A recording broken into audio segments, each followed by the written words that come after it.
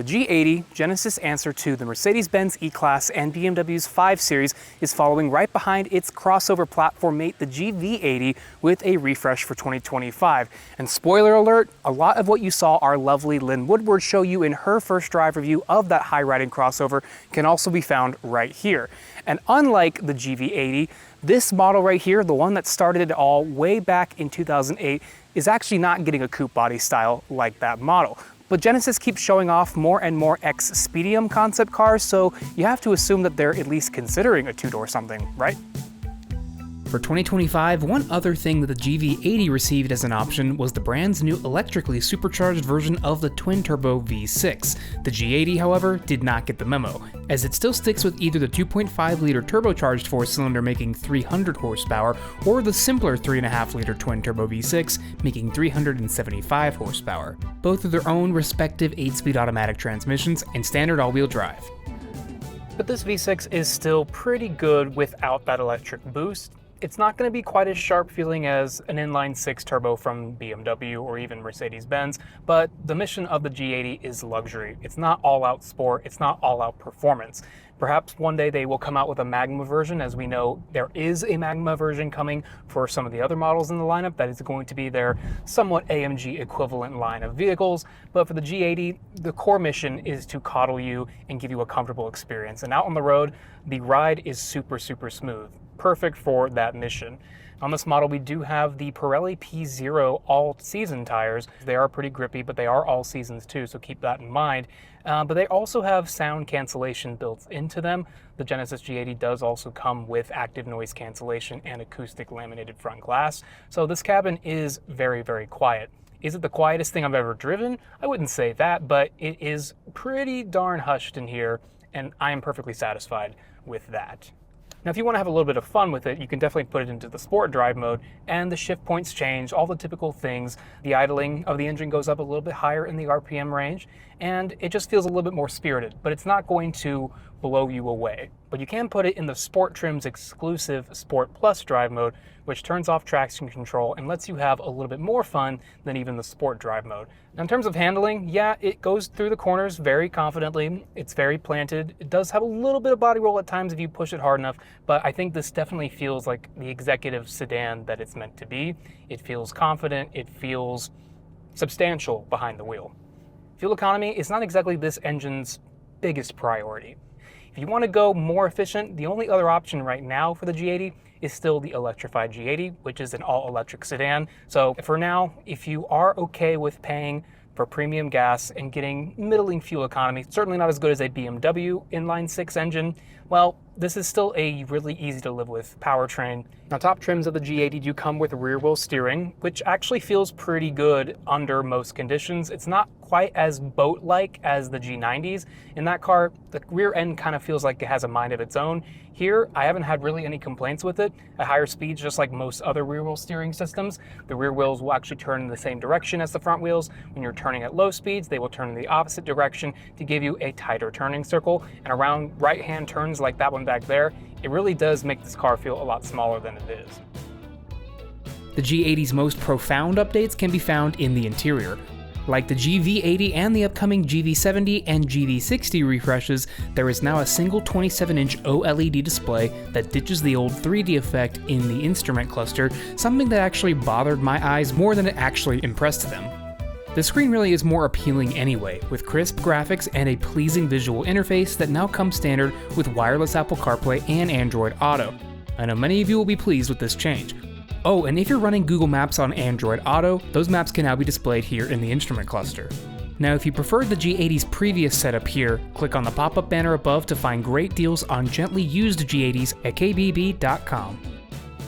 Because this is one continuous display on the dashboard, Genesis was actually able to let the native mapping bleed over into the driver's line of sight. There are other views you can choose from that don't do that, but this is a really cool solution. And while this isn't quite as crazy looking as the latest displays from Lincoln or Cadillac, there's still plenty of information to look at, and it's not distracting whatsoever. And if you want to keep fingerprints at bay, there is still the control wheel down here in the center console. Like the rest of the Genesis lineup, it's now a raised knob like this. It's no longer that flat disc looking thing they used to have. I think this is a lot more intuitive. And there is also a certain level of voice control at your disposal, but it's not going to be quite as good or as reliable as systems with Google built in, for example. In a clear effort to unify its lineup, Genesis has given the G80 the new 3-spoke steering wheel from the GV80 and its optional 1400-watt Bang & Olufsen premium audio system, which utilizes their Biosonic customization tool for those who might not know that much about audio dynamics but still want to easily be able to customize the sound. You also have the option of a heated center armrest up front, something that you cold weather viewers might come to wish you had in your car. Plus, heated front and rear outboard seats are standard on every G80. On the design front, Genesis only made subtle changes to the exterior. Up front, you'll notice that the grille is slightly smaller than before, the fascia has been tweaked, and this now borrows the micro lens array technology from the GV80 and the G90. Out back, only top sport models now get exposed exhaust tips, but Genesis did a great job at mimicking the front grille with the accents down there. You can unlock and lock the G80 using the latest version of Genesis Digital Key, which works on Apple, Samsung, and Google Pixel devices. But if you're in a hurry and you want to unlock the car from the rear, you can now do so using the Smart Key access system because the rear doors now have that ability. Lower trims get new wheel designs which actually look really good to my eyes, and a new shade of gray is available in the exterior color palette, Vatna Gray. But it's actually more of a chalk color than a dark gray color. Overall, it continues to be one of my favorite designs in the sedan space at any price, but let me know what you think about that in the comments below. On the safety front, Genesis doesn't nickel and dime you for the most essential features like some competitors from Germany do. The list of standard features is extremely long. But if you want parking collision avoidance assist, advanced rear occupant alert, the 360-degree surround view monitor, or remote smart park which can now handle diagonal parking spots, you unfortunately have to spring for the highest Sport Prestige trim with either engine. Regarding back seat space, at 5'9", I have plenty of space to sit behind myself up here in the driver's seat, but if you want even more rear seat space, Genesis will happily sell you a G90 for a pretty hefty premium over this model, but stay tuned because Genesis home market is getting a refreshed version of the electrified G80 that actually has a longer wheelbase and more rear seat space, but there's no official word on whether we're going to get that exact version here, so take that with a couple of grains of salt for now. Pricing for the 2025 G80 is up a bit over last year, now requiring at least $58,350 to get through the door, including the $1,250 destination fee. That gets you the 2.5T all-wheel drive trim with one of the most powerful base engines in the segment, heated front and rear seats, and a heated power tilt and telescoping steering wheel. Stepping up to the 2.5T advanced all-wheel drive trim gives you the panoramic sunroof, a power rear sunshade, the Bang & Olufsen premium audio, 3-zone climate control, and a hands-free power trunk.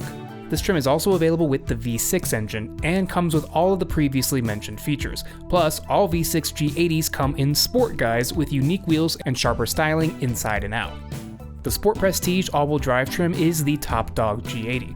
On 4-cylinder models, it adds a sport-tuned electronically controlled suspension and brakes, leather seating surfaces, the Ergo Motion driver's seat, soft closing doors, a wireless phone charger, and Genesis digital key access.